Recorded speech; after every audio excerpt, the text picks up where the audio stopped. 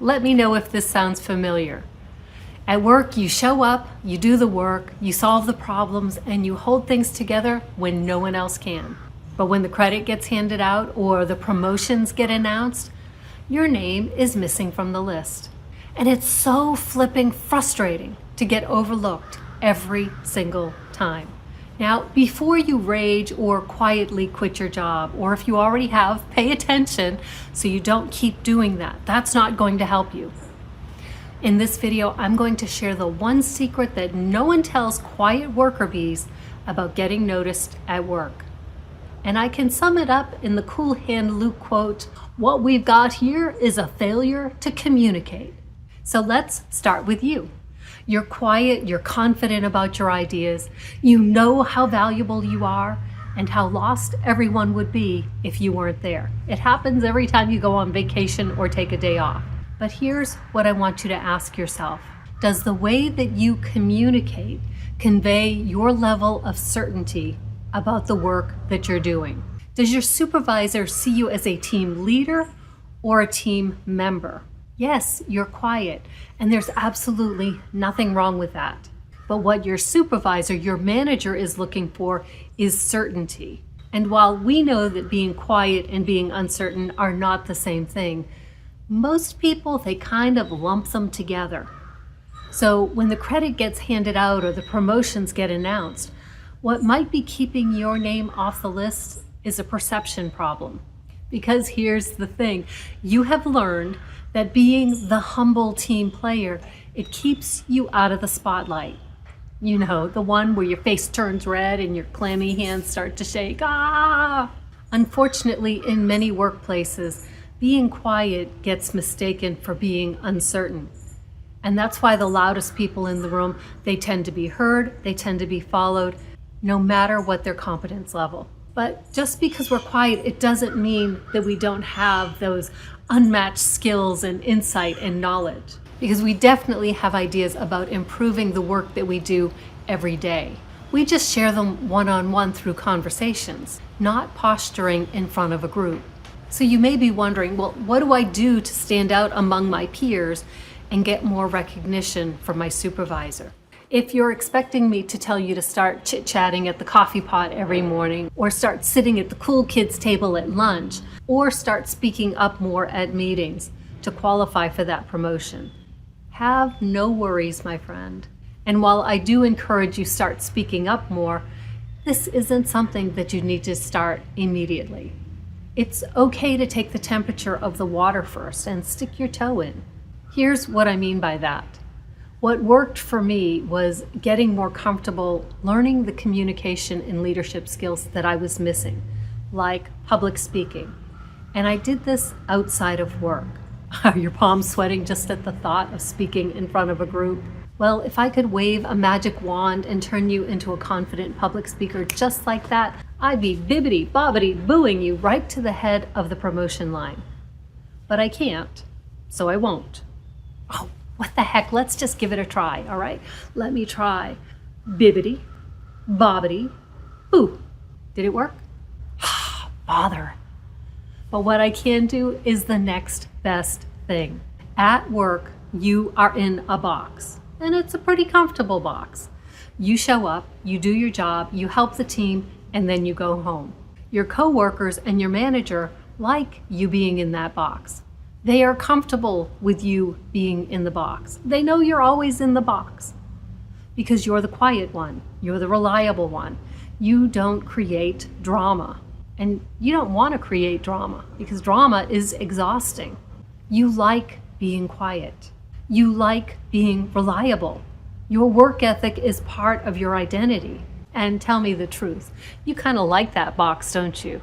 Let me know in the comments if you like being in your box, because I know that I do. It's familiar, it feels safe. But eventually, occasionally, you might want to explore the world outside of that box, like a new project, maybe a temporary assignment to a different department, maybe a promotion. But what happens? You know what happens. You get passed over, overlooked for it again. Yeah, your manager keeps you in the box.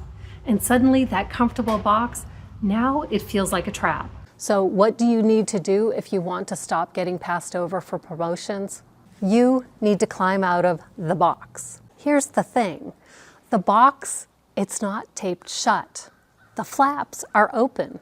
All you need to do is jump out of it. And the easiest way that I have found to do that is to find or create opportunities that allow you to develop the skills that you need in order to get promoted. If you've ever gotten dinged on your performance review for low rapport with your peers, or your supervisor sees you more as a team collaborator instead of a team leader, or if you've ever resisted or refused an opportunity that requires public speaking. If you've done that, your supervisor might interpret that to mean that you don't want to do anything other than what you're currently doing.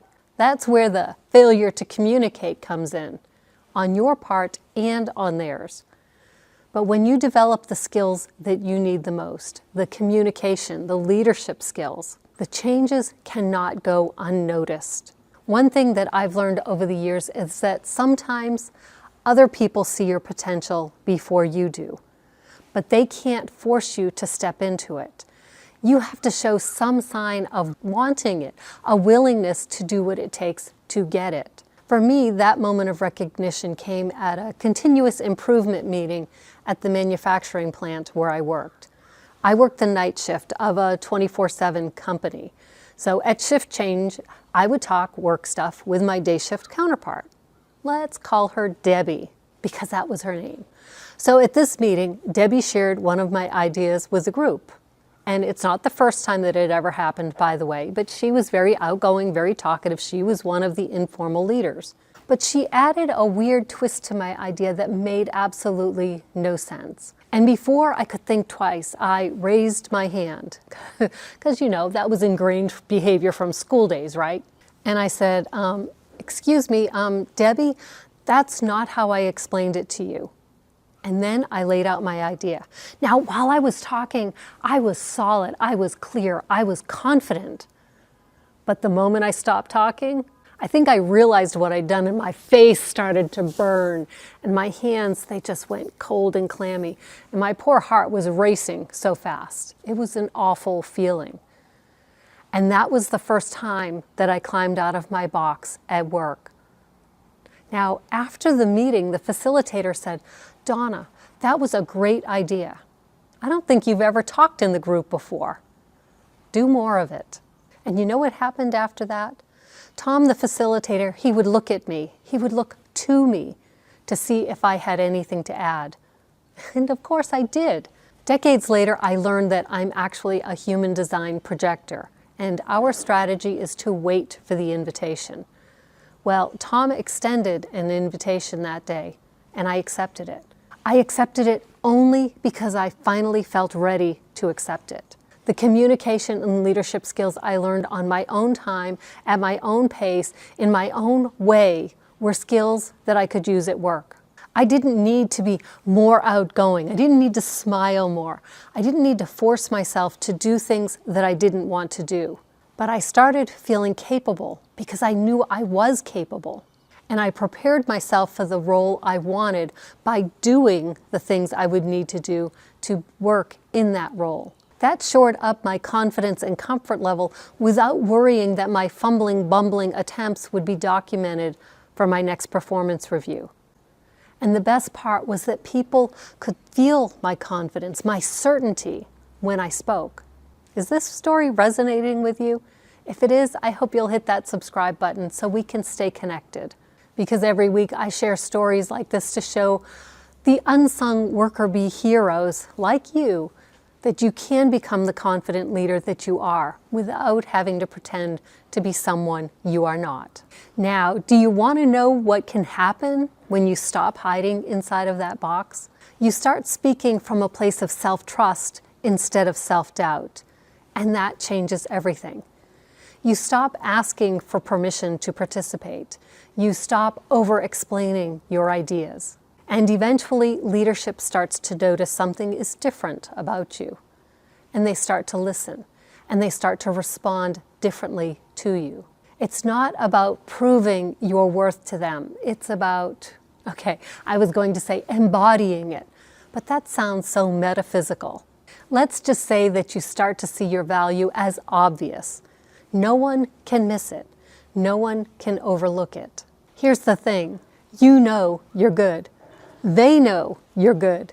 And they know you're good. And that's when the walls of that box, they don't feel like walls anymore. It doesn't feel like a trap. Because your manager knows that if they don't find a better, more suitable spot for you, you'll eventually decide to explore other opportunities. So now, as the year winds down, I want you to ask yourself, are you on the short list for a promotion in the new year? Or are you heading for another generic annual review and a token pay raise? Because right now, every manager in every organization is deciding who's ready for more. So don't let another review cycle pass with your contributions unacknowledged. You've been leading without the title all year long, and it's time that others see it too. Not by changing who you are, but by letting your inner confidence show its face to the outer world, even if it's bright red. If this message hits home, here's something simple you can do today. Ask 3 coworkers whose opinions you respect and value. When you think about my contributions at work, what stands out most? Their answers will reflect the strengths that you've probably been downplaying.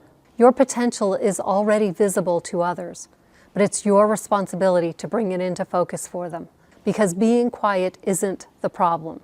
Failing to communicate your ideas is.